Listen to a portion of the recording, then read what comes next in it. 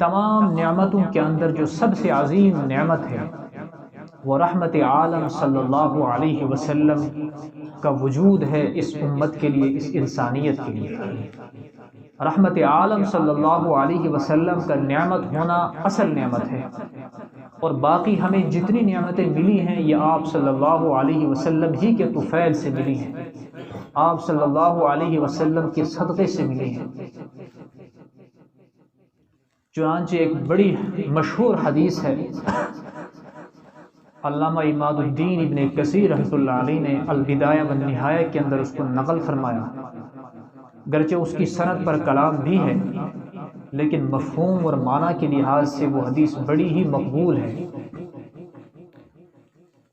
کہ حق سبحانہ و تعالی نے کائنات کو پیدا فرمایا آپ صلی اللہ علیہ وسلم کے لیے۔ وہ حدیث ہے کہ سیدنا آدم علیہ السلام کو جب اللہ رب العزت نے پیدا فرمایا اور ان کے جسم میں روح ڈال دی گئی تو سب سے پہلے جو ان کی نظر پڑی تھی عرش پر پڑی، اور عرش پر انہوں نے یہ لکھا ہوا دیکھا، لا الہ الا اللہ محمد الرسول اللہ صلی اللہ علیہ وسلم۔ مزید حدیث میں یہ بھی ہے کہ پھر عرض کیا یہ کیا ہے؟ حق سبحانہ و تعالی نے جواب فرمایا یہ آپ کی نسل میں سے ایک پیغمبر ہیں، آئیں گے سب سے آخر پر لیکن ہوں گے سب سے افضل اور سب سے اعلیٰ پیغمبر ہوں گے۔ بات یہ ہے کہ اگر میں نے ان کو پیدا نہیں کرنا ہوتا تو میں کائنات کو پیدا نہ کرتا۔